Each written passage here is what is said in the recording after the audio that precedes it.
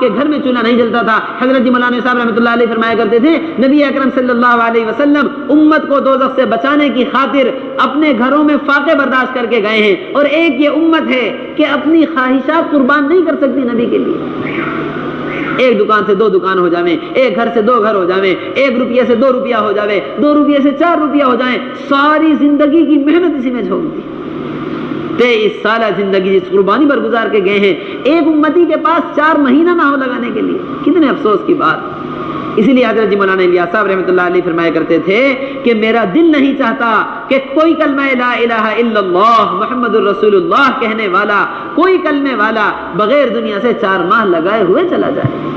کم از کم اللہ کے نبی صلی اللہ علیہ وسلم کو دکھلانے کے لیے اے اللہ کہ تیرے کمزور تھے مگر تیرے دین کی محنت کی خاطر 4 مہینے لے کر آئے۔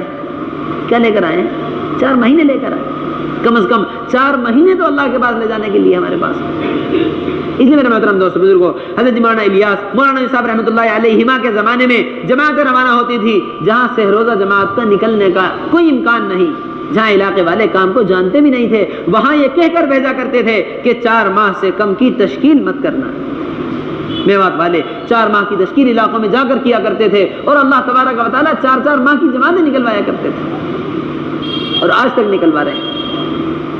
کراچی جماعت چلی گئی، کراچی والوں نے کہہ دیا آپ علاقے میں جائیں گے تو ہم علاقوں میں جائیں گے تو علاقے والے ہم سے بھی کہیں گے۔ کیا کہیں گے علاقے والے؟ سب سے پہلے ہم جائیں گے تو علاقے کے ذمہ دار ہم سے آپ سے کہہ دیں گے کہ بھائی یہاں 4 مہینے کی تشکیل مت کرنا۔ کیا مت کرنا؟ 4 مہینے کی تشکیل۔ 4 مہینے کی تشکیل کرو گے تو لوگ اکتا جائیں گے، 4 مہینے کی تشکیل کرو گے تو لوگ بدک جائیں گے، یہاں تو کمپنیوں والے علاقوں والے بڑے مصروف لوگ ہیں، ان کی تشکیل مت کرنا۔ یہاں تو تم سے روزہ کی تشکیل کر لو، چلے کی تشکیل کر لو، مسجد کی آبادی کی تشکیل کر لو، بس یہی بہت تشکیل ہے۔ اور حقیقت یہ ہے کہ یہ ذمہ دار حضرات سب سے زیادہ خود ڈرے ہوئے ہوتے ہیں کہ کہیں ہماری تشکیل نہ ہو جائے، جماعت بن گئی تو ہمیں لے جانی پڑے گی، اس ڈر میں تشکیل ہی کو انکار کرتے تھے۔ کراچی جماعت گئی میوات والوں کی، مولانا یوسف صاحب رحمۃ اللہ علیہ کے زمانے میں یہ سنا ہے کہ کراچی والوں نے کہا، کراچی جا کر کہا کہ بھئی ہم 4 مہینے کی تشکیل کرنے کے لیے آئے ہیں، 4 مہینے کی تشکیل کرنے ہوگا۔ کراچی والوں نے کہہ دیا کہ بھئی یہاں تو بڑے مصروف لوگ ہیں، کمپنیوں والے، علاقوں والے، ٹائم ٹیبل کے ساتھ چلنے والے، یہ وقت آفس کا، یہ گھر کا، یہ دکان کا، یہ فلانے کام کا، تم ان کو مسجد میں وقت لے لو، تم ان کے سے روزہ لگوا دو، بہت بڑی بات ہے۔ میوات والوں نے کہہ دیا کہ ہم سے تو یہ کہا گیا ہے کہ 4 مہینے کی تشکیل کرنی ہے، 4 مہینے کی تشکیل کرتے ہیں تو ہم یہاں آپ کے یہاں کام کریں گے، ورنہ آپ کی کراچی ہمیں کوئی کام کرنے کا شوق نہیں، ہم واپس نظام الدین جا رہے ہیں، جیسا حضرت نے کہا تھا ایسا کام کریں گے۔ کراچی والوں نے کہا کہ تم ضد پر ہو تو چلو کر کے دیکھ لو۔ 4 مہینے کی تشکیل کی، اللہ تبارک و تعالیٰ نے اس زمانے میں وہاں سے 4 ماہ کی جماعتیں نکلوا کر دکھلائی۔ محترم دوستو بزرگوں، کام تو اللہ تبارک و تعالیٰ کا ہے، ہم سب کے سب مل جاویں، اللہ کی مدد ہٹ جاوے، ایک فرد کو مسجد نہیں لا سکتے، ایک کو سہ روزہ نہیں لگوا سکتے، اور جب کام اللہ تبارک و تعالیٰ کا ہے، اللہ کی قدرت سے ہی ہوگا، تو پھر اللہ کے لیے کیا مشکل ہے؟ 4 مہینہ ہو یا 1 سال، 4 ماہ ہو یا 1 سال۔ اس لیے اللہ کی ذات پر بھروسہ رکھتے ہوئے 4 ماہ کی کم از کم تشکیل کرنی ہے۔ اور محترم دوستو بزرگوں، تشکیلی گشتوں کے اندر ایک بہت اہم بات یہ ہے کہ علاقوں کے اندر ہماری تشکیل میں تشکیل کا میدان ہر کلمے والا فرد ہے۔ ہم جس مسجد میں قیام کر رہے ہیں، 150 مکانات والی مسجد، 200 مکانات والی مسجد، مثال کے طور پر جتنے بھی مکانات مسجد کے اطراف میں ہوں، ہر گھر پر ہم ملاقات کریں، ہر گھر پر۔ حضرت جی مولانا صاحب رحمۃ اللہ علیہ فرمایا کرتے تھے کہ کام کرنے والوں کے درمیان محدود ہو کر رہ جانا یہ کام کا سب سے بڑا نقصان ہے۔ یہ کام کا کیا ہے؟ بڑا نقصان کہ ہماری جماعتیں علاقوں میں جاویں اور وہاں ممبر پر امام صاحب سے کہ بھئی 4 ماہ والوں کی فہرست دے دو، چلے والوں کی فہرست دے دو، ہم تبلیغ والوں میں ہی ملاقات کریں گے۔ فرماتے تھے کام کا بڑا نقصان کہ کام والوں کے درمیان محدود ہو کر رہ جائے۔ ہمارا میدان محنت تو ہر کلمے والا، ہم یہ سمجھ کر چھوڑ دیں فلانا ہمارے ذہن کا ہے، فلانا ہمارے خیال کا ہے، فلانا ہمارے خیال کا نہیں ہے، فلانا ہمارے ذہن کا نہیں ہے، فلانا ہمارے طبقے کا نہیں ہے۔ ہمیں تو طبقوں سے نکال کر امت بنانی ہے۔ کیا بنانی ہے؟ طبقوں سے نکال کر امت بنانے کے لیے نکلے۔ ہم نے ہی کسی کو طبقہ سمجھ لیا تو کیسے امت بنا سکیں گے؟ یہ فرمایا کرتے تھے حضرت جی مولانا الیاس صاحب رحمۃ اللہ علیہ کہ ادنا ایمان والے کی حقارت بھی اگر دل کے اندر آ گئی تو اللہ تبارک و تعالی عالم کی ہدایت کا کام تم سے نہیں لے سکتے. اس لیے میرے محترم دوستوں بزرگوں، ہر کلمے والے کو اپنا سمجھتے ہوئے، کسی کا مزاج نہیں بنا ہوا ہے، کوئی بات نہیں سنتا ہے تو زیادہ سے زیادہ کیا ہوگا، کوئی ہمیں گالی دے دے گا، کوئی اونچی آواز سے بات کر لے گا، کوئی ہم پر اپنے گھر کا دروازہ بند کر کے چلا جائے گا، کوئی ہم پر ناراض ہو جائے گا، کوئی ہمیں گالی دے کر ڈانٹ کر بھگا دے گا. اس سے زیادہ اور کیا ہوگا؟ کسی نے ہمیں مار بھی دیا تو اللہ کے نبی صلی اللہ علیہ وسلم کی سنتیں ادا ہو رہی ہیں. ہمارے نبی جب یہ تکلیف اٹھا سکتے ہیں تو ہم کیوں نہیں اٹھا سکتے؟ اس طرح علاقوں کے اندر کام کیا گیا. اللہ تبارک و تعالی جزائے خیر عطا فرمائے. کن قربانیوں کے ساتھ علاقے کے اندر کام کیا ہے بھائی اسلم صاحب کو، اللہ تعالی جزائے خیر عطا فرمائے. کن قربانیوں کے ساتھ کیا ہے، کتنے پتھر کھائے، کتنی گالیاں کھائیں، کتنے تھوک سہے، کتنی تکلیفیں اٹھائی ہیں. آج اللہ تبارک و تعالیٰ نے کر کے دکھلا دیا ہے. 100 جماعتیں علاقے سے تیار بیٹھی ہوئی ہیں نکلنے کے لیے. بھلا ان کا نکلنا ممکن تھا؟ وہ تو جس جگہ پر جب قربانی دی جائے گی دین کی خاطر، اللہ تبارک و تعالیٰ قربانی دینے والے کو اور قربانی دینے والی جگہ کو دونوں کو قبول فرما لیں گے. یہاں ماحول بنا دیں گے اور اس کو قبول فرما لیں گے. اس لیے محترم دوستو بزرگوں، ہر ایک پر محنت ہماری ذمہ داری ہے، ہر ایک پر. اور تشکیل کے اندر چوتھی بات یہ حضرت فرماتے ہیں، بڑی اہم بات، کہ تشکیل میں تشکیل کرنے والے اللہ کے نبی صلی اللہ علیہ وسلم اور صحابہ کرام رضوان اللہ تعالی علیہم اجمعین کے واقعات سنا کر نکلنے والوں کو آمادہ کریں. نکلنے والوں کو کیا کریں؟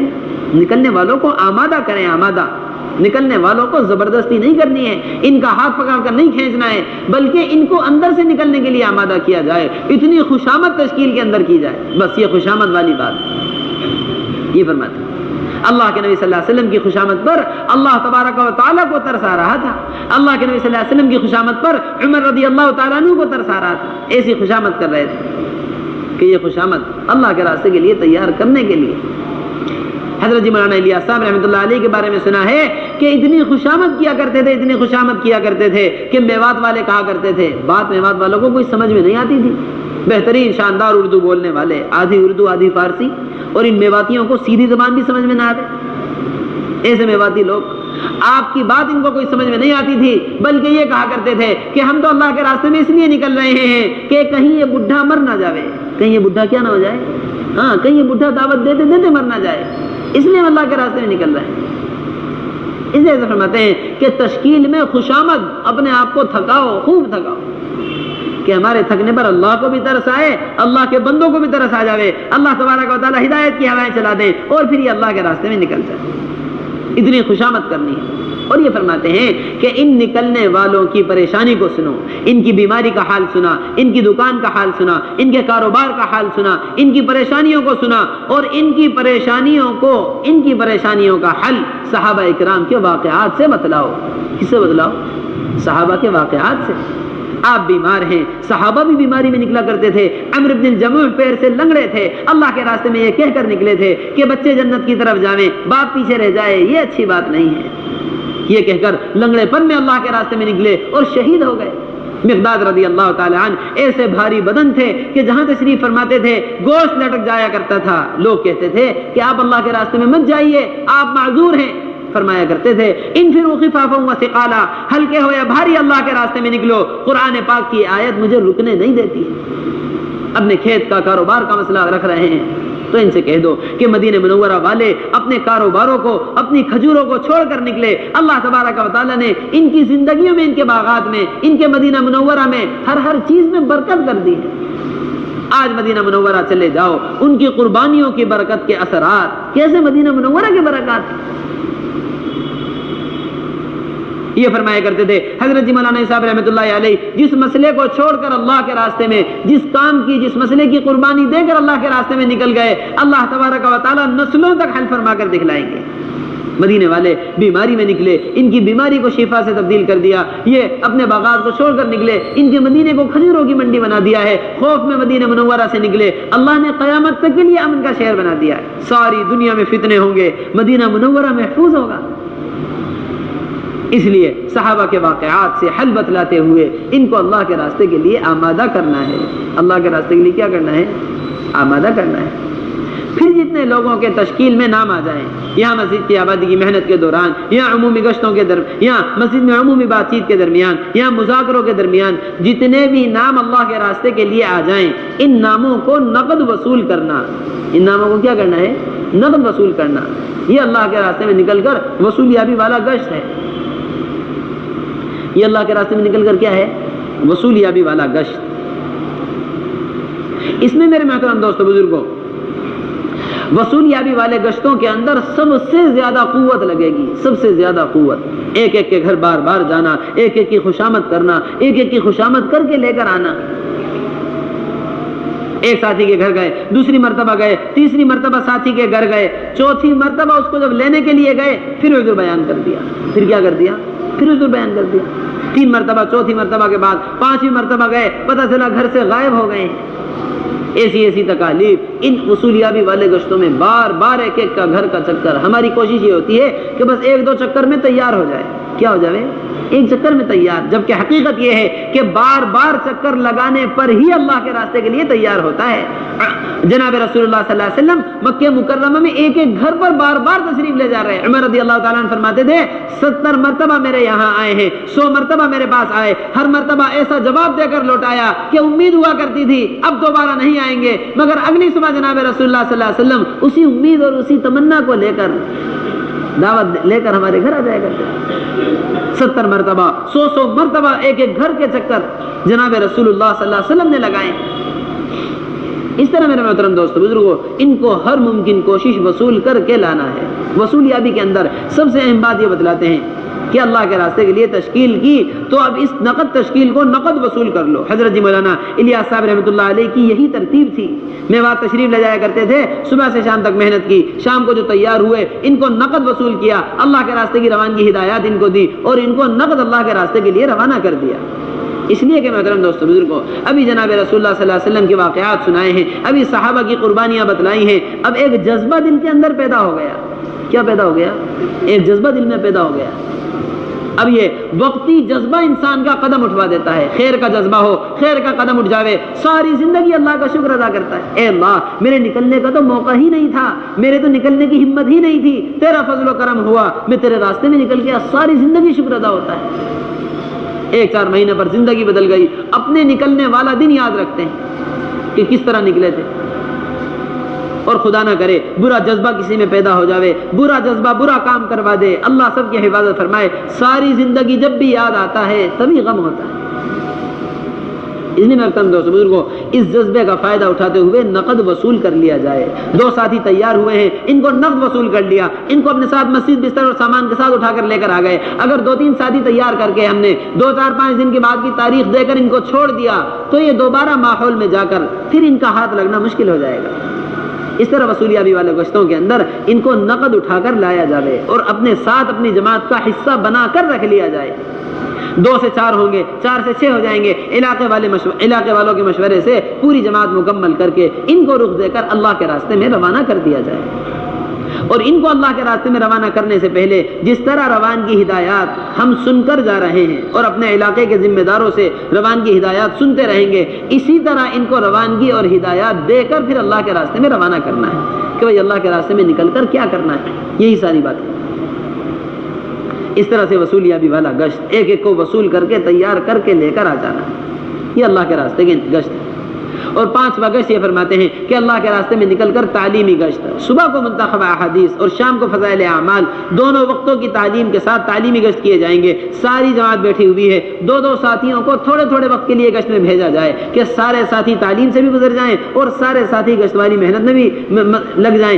2 ساتھی باہر جائیں گے، وہ باہر سے تعلیم کے لیے تشکیل کر کے ساتھیوں کو کہ مسجد میں اللہ کے نبی صلی اللہ علیہ وسلم کی حدیثیں سنائی جا رہی ہیں، تعلیم کے لیے باہر سے اٹھا کر لے کر آئیں گے۔ یہ ہمارے 5 گشت اللہ کے راستے میں نکل کر، عمومی گشت، خصوصی گشت، تشکیلی گشت، وصولیابی والا گشت اور تعلیمی گشت، اور اس کے بعد مسجد کی آبادی کی محنت۔ محترم دوستوں بزرگوں، جتنے بھی گشت اللہ کے راستے میں نکل کر ہمارے ہیں، ہمارے حضرت فرماتے ہیں کہ ہمارے سارے گشت، ساری ملاقاتیں برائے مسجد ہیں۔ ہمارے گشت برائے گشت نہیں ہیں، ہماری ملاقاتیں برائے ملاقات نہیں ہیں، ہمارے گشت اور ہماری ملاقاتیں برائے مسجد ہیں۔ کیسے ہیں؟ برائے مسجد۔ اس لیے کہ یہ فرمایا جاتا ہے کہ گشت کرنے والے کی کیفیت غوطہ خور کی طرح ہوتی ہے. کس کی طرح ہوتی ہے؟ غوطہ خور، کہ ڈوبنے والے کو پانی سے نکالنے والا. اب غوطہ خور کی کیفیت کیسی ہوتی ہے؟ ڈوبنے والے کا ہاتھ لگا تو ہاتھ سے پکڑ کر نکال لیتا ہے، بال ہاتھ لگے تو بال سے پکڑ لیا، جو حصہ جسم کا ہاتھ لگ جاتا ہے اس سے پکڑ کر باہر نکال لیتا ہے، کہ وہ ایک پریشانی اور ایک مصیبت میں ہے، اس کو نکالنا ہے باہر. یا ہم نے کوئی ایسا سمجھدار غوطہ خور دیکھا ہو جو پانی میں اتر کر ڈوبنے والے ہی سے بات کر رہا ہو. کیا کر رہا ہوں؟ بھائی آپ کیسے ڈوب گئے؟ جب آپ کو پتا تھا کہ تیرنا نہیں آتا اور ڈوبنے کی زحمت ہو سکتی ہے تو آپ پانی میں اترے ہی کیوں تھے؟ مطلب یہ بات ڈوبنے والے کو سمجھ میں آئے گی؟ سب سے پہلے اس کو پانی سے نکال کر باہر لایا جائے گا، اس کے اندر کا پانی باہر نکالا جائے گا، جب ہوش میں آ جائے گا تب جا کر بات سمجھ میں آئے گی. بعینہ ہی اسی طرح حضرت فرماتے ہیں کہ ایک بدبو کے ماحول میں رہنے والے کے اندر سے بدبو کا احساس ختم ہو جاتا ہے، اسی طرح منکرات کے ماحول میں رہنے والا ہے کہ اس کے اندر سے منکرات کا احساس ختم ہو گیا ہے.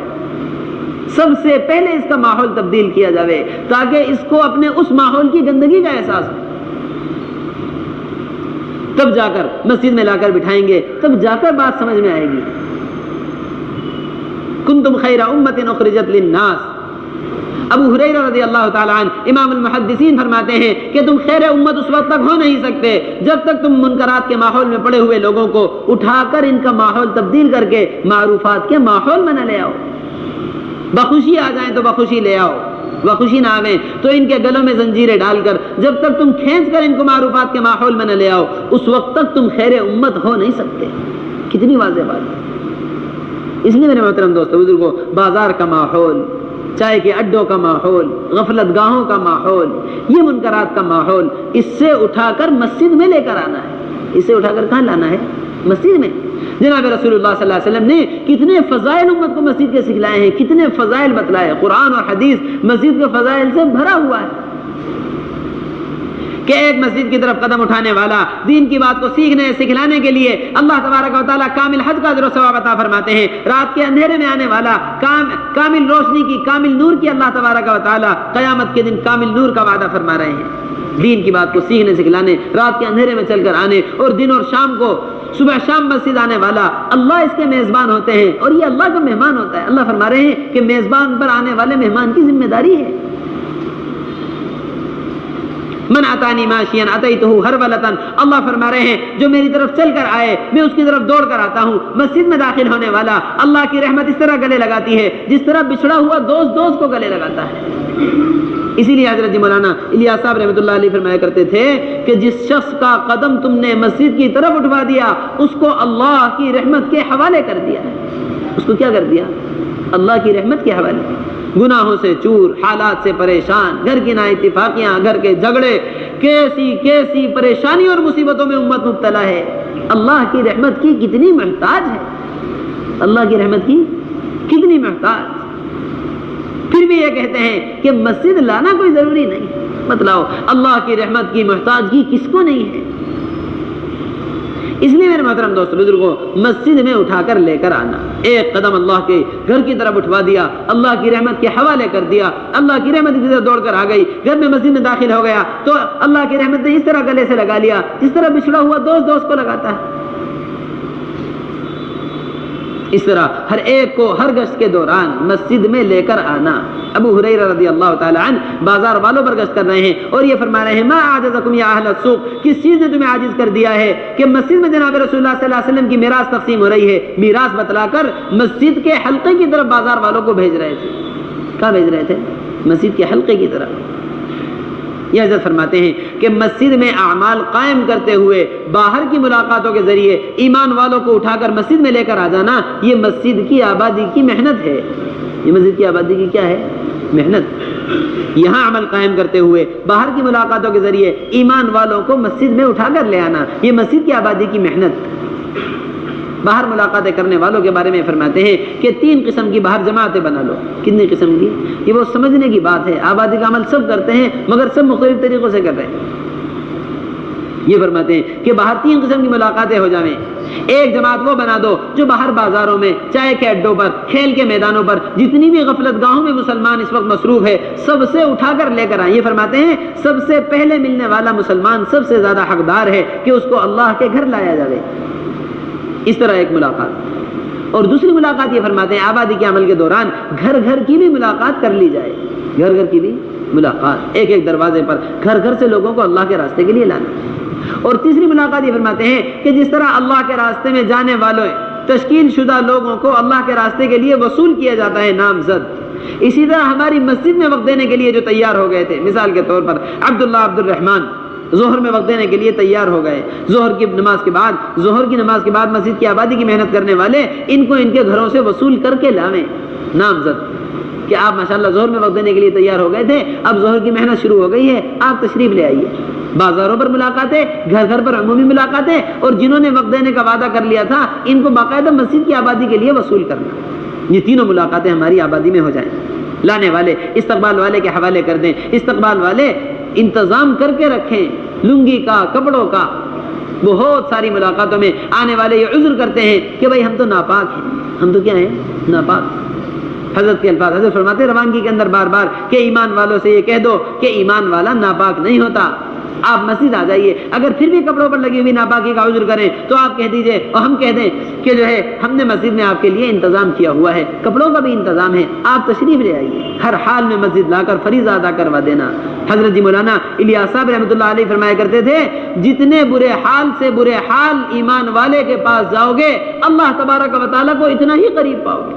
اللہ کو اتنا ہی قریب پاؤ گے. بیچارہ کوئی نشے میں چور، کوئی گناہوں میں مبتلا، کسی نے مسجد کا رخ ہی کبھی ساری زندگی نہیں کیا ہے، آج اس کو اٹھا کر پوری کوشش اور محنت سے اللہ کے گھر لے کر آ گئے. کتنا اللہ تبارک و تعالیٰ لانے والے سے خوش ہوں گے جب آنے والے سے اتنا خوش ہو رہے ہیں. کسی کا بچھڑا ہوا بیٹا اس کو لا کر دے دیا جائے کتنا خوش ہوتا ہے. کوشش ہوگی کہ سارا مال اپنا اسی پر لٹا دوں. کیا لا دیا؟ میرا بچھڑا ہوا بیٹا مجھ کو لا دیا. ایک اللہ سے بھٹکا ہوا بندہ لا کر اللہ سے ملوا دیا. ملوانے والے کو کتنا اللہ کا قرب حاصل ہوگا. فرمایا کرتے تھے جتنے برے حال سے برے حال کے پاس جاؤ گے اتنا اللہ کو قریب پاؤ گے، اتنا اللہ کو قریب پاؤ گے. اس لیے محترم دوستو بزرگوں اس طرح سے مسجد میں اٹھا کر لے کر آنا. پھر یہاں استقبال والے ان کو نماز ادا کروا کر ناپاکی کی حالت میں ہے تو وضو اور لنگی اور سب چیزوں کا انتظام ہمارے ساتھ ہی رکھیں. ان کو کپڑے پہنا کر پاک صاف کروا کے یہاں نماز ادا کروا کر تعلیم میں بٹھوا دیں. اب تعلیم والے پورے چاق و چوبند ہوشیار ہو کر تعلیم کریں. آنے والا ساتھی کتنا وقت لے کر آ رہا ہے، اس کو تعلیم کے حلقے سے گزرواتے ہوئے ایمان کی اور دعوت کے حلقے میں بٹھانا ہے. یہاں تعلیم کرنے والے منتخب حدیث، فضائل اعمال دونوں کتابوں میں سے کسی بھی کتاب سے تعلیم کریں. کسی کتاب کی قید اور تعین نہیں ہے مگر آنے والے کی ضرورت کے مطابق تعلیم ہو. موٹی موٹی حدیثیں پڑھ کر سنائی جائیں. اللہ کے راستے میں نکلنے کے لیے ترغیب دی جا رہی ہے تو اللہ کے راستے کے فضائل پڑھ لیے. نئے آنے والے ہیں تو ایمان کی اہمیت، ایمان کی حدیث، نماز کی حدیث اور علم کی حدیث پڑھی. اللہ کے راستے کے لیے ہر حدیث کے بعد ترغیب دے کر تیار بھی کرتے رہیں درمیان میں. اور پھر تعلیم کے حلقے میں آدھا وقت گزروا کر ایمان کے دعوت کے حلقے میں بٹھا دیں. ایمان و دعوت کے حلقے کے اندر رہنے والے اللہ کے راستے کی تشکیل کریں، روزانہ مسجد کی تشکیل کریں اور جو ہے گھر میں 5 اعمال کے ساتھ تعلیم کی تشکیل کریں، بچوں کے قرآنی مکاتب کی تشکیل کریں. یہ چاروں تشکیل، ایک تشکیل اللہ کے راستے کی ہے اور اس کے ساتھ 3 تشکیلیں مقام پر محنت کی ایسی تشکیلیں ہیں کہ ہمارے محلوں کے اندر رہنے والے یہی 3 طبقے ہیں.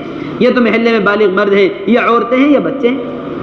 ایسی تشکیل ہو مرد سارے مسجد میں وقت دینے لگیں، عورتیں گھروں میں 5 اعمال کے ساتھ تعلیم شروع کر دیں اور اپنی ہفتے واری تعلیم سے بھی جڑ جائیں اور ہمارے بچے مکتب میں داخل ہو جائیں، سارا محلہ دینی آبادی سے جڑ جائے.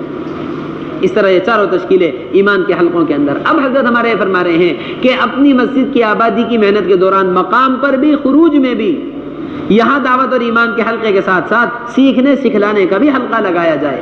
جیسا اللہ کے راستے میں نکل کر دوپہر کی تعلیم کے بعد سیکھنے سکھلانے کا حلقہ لگتا ہے، اسی طرح سیکھنے سکھلانے کا حلقہ آبادی کی محنت کے دوران بھی ہو کہ جب تک سیکھنا سکھلانا مسجد کی سطح پر نہیں آئے گا امت کی جہالت کا کوئی حل نہیں نکل سکتا. آج بھی ہماری مسجد میں 50% سے زائد بڑی احتیاط کے ساتھ نماز پڑھنے والے لوگ وہ ہیں جن کو دعائے قنوت ہی نہیں آتی ہے. آپ دعائے قنوت سنو، آپ التحیات سن لو، التحیات صحیح نہیں ہے، دعائے قنوت صحیح نہیں ہے. نماز کے مسائل سنو، نماز کے مسائل نہیں آتے. آج ایک پریشانی اور مصیبت ان کو مسجد تک لے کر آ گئی ہے، مگر ان کو نماز پڑھنے کے طریقے نہیں آتے۔ اس لیے میرے محترم دوستو بزرگ فرماتے ہیں جس طرح محلے کی ضرورتیں بازار سے پوری ہو رہی ہیں، یہ کارخانے دنیاوی ضرورتوں کو پوری کرتے ہیں، یہ ہماری مسجد دینی کارخانے ہیں جو ہماری دینی ضرورتوں کو پورا کریں گے، کہ ایک محلے سے سارے محلے والوں کی دینی ضرورت پوری ہو رہی ہو۔ اس کے لیے اپنے امام صاحب کی خوشامد کر کے، اپنے مولوی صاحب کی خوشامد کر کے، جو درس و تدریس میں یا اپنی دنیاوی کمائی میں مصروف ہیں، ان سے کہہ دیں کہ آپ اپنی سہولت کا کوئی بھی وقت ہماری مسجد میں دے دیجئے۔ آبادی کا عمل ہوتا ہے، اس کے ساتھ ساتھ سیکھنے سکھلانے کا حلقہ، ایمان والوں کو جمع کر کے ہم لائیں گے اور ان کو نماز آپ سکھلائیں گے۔ اس کے لیے علاقے میں امام صاحب کو، مولوی صاحب کو آمادہ کر کے ان کی سہولت کا وقت، آپ کو آدھا گھنٹہ سہولت ہے تو آدھے گھنٹے سے آپ شروعات کر دیجیے۔ محلے والے سب آپ سے نماز سیکھنا چاہتے ہیں، اور ان حلقوں کے اندر موٹے موٹے مسائل، جیسے اللہ کے راستے میں نکل کر صبح اور شام 2 حلقے لگتے ہیں نا، صبح کو قرآن کا اور شام کو سیکھنے سکھانے کا، بس یہی دونوں حلقے ہماری مسجد کی آبادی کی محنت میں ایک ساتھ لگائے جائیں گے۔ اس میں قرآن بھی صحیح ہو، اس میں پاکی طہارت کے مسائل بھی ہوں، اور اس کے اندر نماز کا طریقہ بھی سیکھا جائے ایک ایک کو لا کر۔ یہ مسجد نبوی والے معمولات ہیں۔ مسجد نبوی میں نماز بھی سکھلائی جا رہی تھی، مسجد نبوی میں عمر رضی اللہ تعالیٰ عنہ ممبر سے تحیات بھی سکھلا رہے تھے، مسجد نبوی میں اللہ کے راستے کی تشکیل بھی ہو رہی تھی، سارے اعمال مسجد نبوی میں ہو رہے تھے۔ یہ ہماری مسجدوں میں قائم ہو گئے تو ہمارے محلے انشاءاللہ تعالیٰ 100% دین پر آ جائیں گے۔ حضرت جی مولانا یوسف صاحب رحمۃ اللہ علیہ فرمایا کرتے تھے، تم اپنی مسجدوں کو مسجد نبوی کے معمول پر لے آؤ، تمہارے محلے مدینہ منورہ والے ماحول میں آ جائیں گے۔ تمہارے محلے کہاں جائیں گے؟ مدینہ منورہ والے ماحول میں۔ اس لیے محترم دوستو بزرگوں، اس طرح مسجدوں کو آباد کرنا ہے، اس طرح مسجدوں کو آباد کرنا ہے، اس طرح پہلے نمبر کے اندر اپنے آپ کو ایمان کی دعوت میں لگانا، انفرادی طور پر، اجتماعی طور پر، تعلیم جو ہے گشتوں کے ذریعے، ملاقاتوں کے ذریعے اپنے آپ کو ایمان کی دعوت میں مصروف رکھنا ہے اللہ کے راستے میں نکل کر۔ اور دوسری چیز محترم دوستو بزرگوں، اللہ کے راستے میں نکل کر اپنے آپ کو نماز کا عادی بنانا ہے۔ کیا بنانا ہے؟ نماز کا عادی، کہ ساری عبادتوں کی چوٹی ہے نماز۔ اللہ کے نبی صلی اللہ علیہ وسلم نے فرمایا ہے سب سے پہلے نماز کا سوال ہوگا، جو نماز کے حساب میں جو ہے، جس کا نماز کا حساب صحیح نکلا ساری منزلیں اس کی آسان ہوتی چلی جائیں گی، جو نماز کے حساب میں پھنس گیا ساری منزلوں میں پھنستا چلا جائے گا۔ عمر رضی اللہ تعالیٰ عنہ نے فرمایا ہے کہ جس کی نماز نہیں اس کا اسلام میں کوئی حصہ نہیں ہے، اس کا اسلام میں کیا نہیں ہے؟ کوئی حصہ نہیں ہے۔ محترم دوستو بزرگوں، ہم نے دکان کے نقصان کو نقصان سمجھا، کاروبار کے نقصان کو نقصان سمجھا، کھیت کے نقصان کو نقصان سمجھا۔ بتلاؤ، ایک کاروبار، ایک دکان والے کی پورے دن کوئی کمائی نہیں ہوتی، پورے دن مزاج خراب رہتا ہے، پورے دن کیا رہتا ہے؟ مزاج، گھر والوں سے بات کرنے کو دل نہیں جا رہا، کسی سے بات کرنے کو دل نہیں جا رہا، کیا ہو گیا؟ کوئی کمائی نہیں ہوئی، پورے دن کی محنت بیکار گئی۔ کسی کی دکان جل جاوے، کسی کی دکان میں ڈاکہ ڈل جائے، کسی کے گھر میں ڈاکہ ڈل جائے، بھلا وہ آدمی، وہ شخص سکون سے بیٹھ سکتا ہے؟ وہ اپنے گھر والوں کے درمیان کھاتا پیتا خوشی راضی رہ سکتا ہے؟ اللہ کے نبی صلی اللہ علیہ وسلم فرما رہے ہیں ایک نماز کو ضائع کرنے والا کأنما بتر اہلہ و مالہ